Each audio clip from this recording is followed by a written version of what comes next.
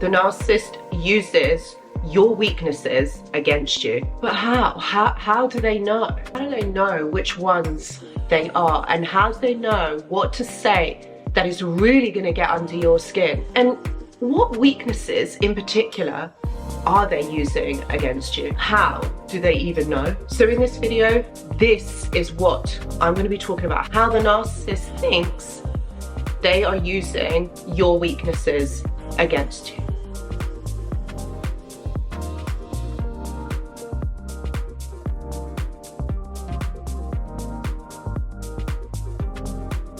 Hello and welcome back. I hope that you're all doing really well.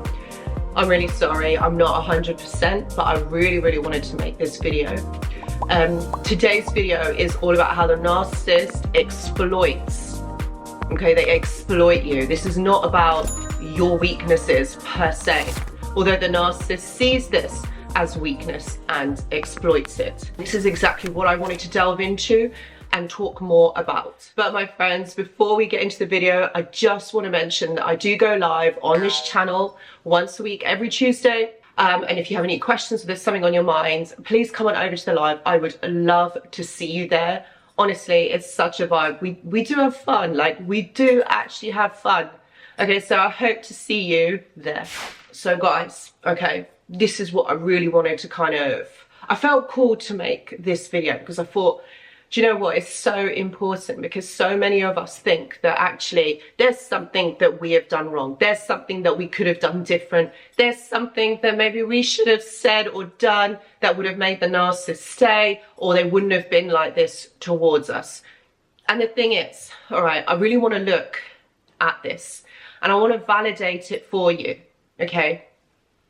There's nothing that you should have, would have, or could have done that would have made the narcissist stay. They have a different, let's just say, agenda or mindset, how they think about this relationship or how they interact with you. These interpersonal relationships that the narcissist kind of has with you, okay, are not the same way that you think about them. So it doesn't matter what you would have done. Listen, you could have been literally the most perfect person, done everything that the narcissist wanted you to do.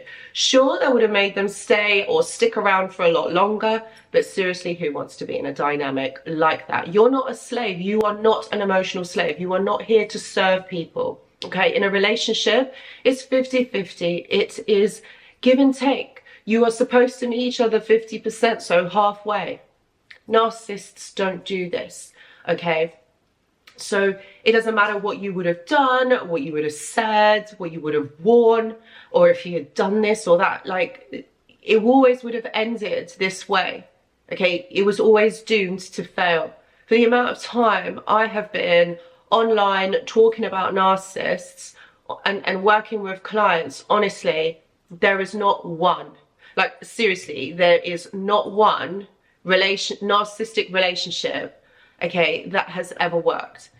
That is saying something, isn't it, my friends? That is literally saying something. Okay, so these weaknesses are the narcissist portrayal, okay? This is what they perceive as weakness. And you know what that is?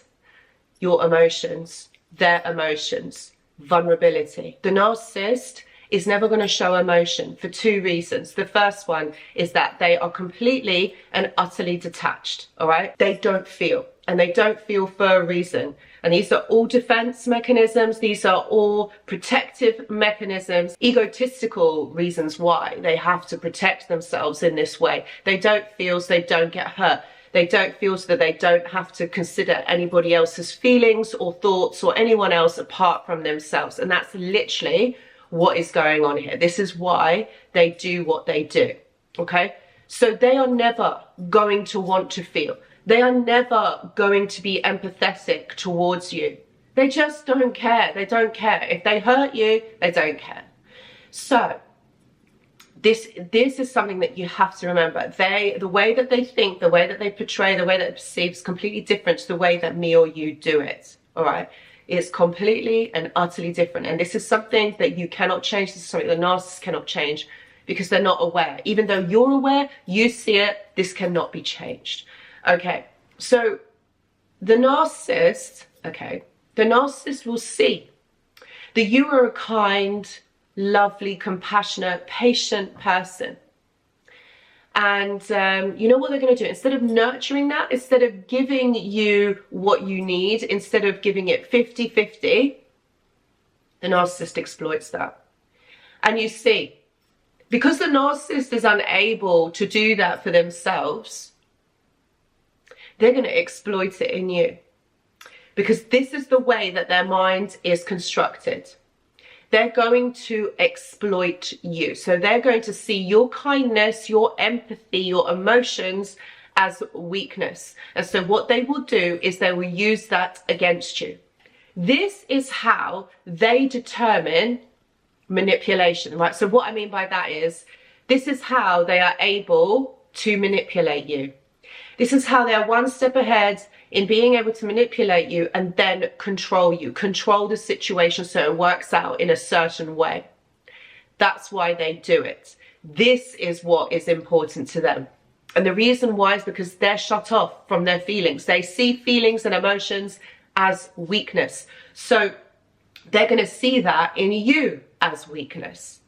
And my friends, you can't change this no matter how much you try it, no matter how much you wish this on this person so that they change, they're not like this and things could get better. But if someone doesn't have these foundations, how can you build a relationship? How can you build a healthy relationship if this is how this person is interacting with you?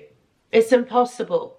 You cannot. This is why narcissistic relationships are not healthy. They're never going to work. They don't work. Because as human beings, all right, this is how we navigate our way through the world, our internal compass. This is how we understand. This is how we connect to others. And I know that you never got the answers towards the end of this relationship why this person left. And this person, if they were able to articulate themselves, they would have said to you that basically, this is because I don't want to feel emotions because emotions scare me. I used to as a kid, but I've separated myself from that because I don't want to feel. It's too dangerous for me to feel. And that is why, my friends, the narcissist does what they do. This will never change. This is their way of thinking. To be vulnerable, to be open, means that you have to feel.